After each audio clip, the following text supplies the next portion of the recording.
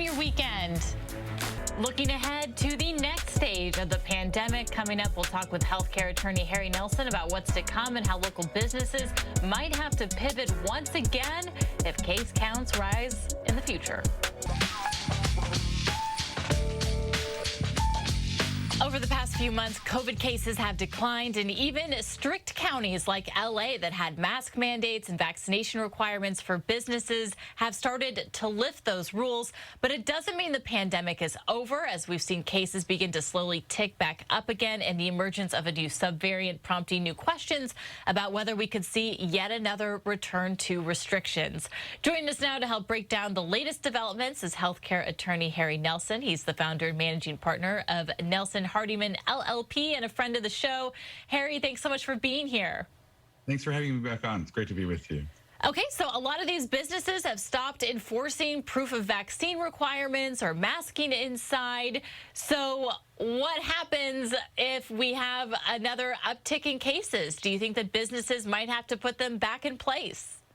I think there's a pretty good chance that we're going to see, particularly in places like Los Angeles County, that have been historically more concerned and more vigilant against COVID, that we're going to see mask mandates coming back. I'm getting a lot of reports that the spread of the new Omicron variant has got people worried that by late April, early May, there's going to be a lot of pressure to put masks back in place. You know, it's interesting. I took my 4-year-old to Trader Joe's yesterday, and I live in West LA, and I prepped him before we went in, like, hey, some people are going to be wearing masks now, some aren't. And he was like full on, like, give me my mask, my hood up.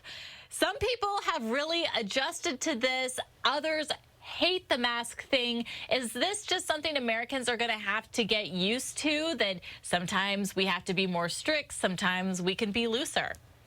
Yeah, I think we're going to be in this place kind of in between for a while. And I've noticed the same thing, by the way, when I go to Trader Joe's. It's really one of those flashpoints where you see these two very different groups of people living together. You know, some of us still very concerned and very careful, and other people just tired, fatigued of masks. And I think we're going to have to be, both sides are going to have to, you know, find a way to make it through the coming months. And frankly, I think next couple of years, while we go back and forth with different variants.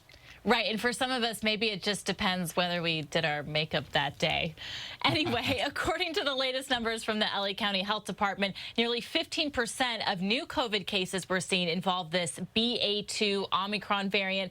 That percentage is even higher in San Diego and other counties across the state. So how concerned should we be, like, seriously, about this new subvariant?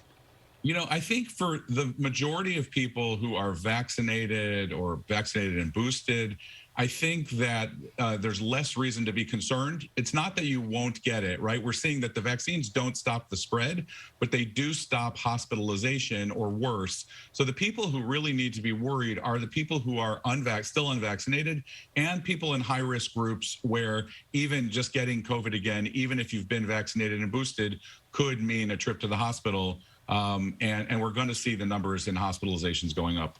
And just with our last minute, I'd like you to touch on long-haul COVID. Some people who got sick have had symptoms linger for weeks, months, sometimes even years. But it seems like there's really a lack of political recognition of those people. Are there any efforts on the state or national level to help those who are suffering from long-haul COVID symptoms? And what resources are available for them right now?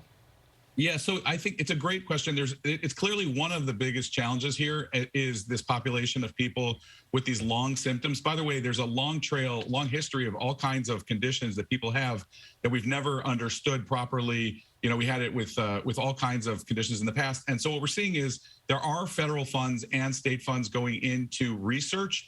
We're really at the research stage. We're starting to see some, you know, more innovative attempts at treatment, providers that are medical offices and clinics focusing exclusively on long COVID. And I do think that we're gonna learn a lot more that hopefully will help this whole population, and also people who have been suffering for years and years with other diseases, you know, that just have lingering effects that where there's a lot of mystery still in medicine. So I'm hopeful that the attention on long COVID will lead to more funding, more research, and more access to better care.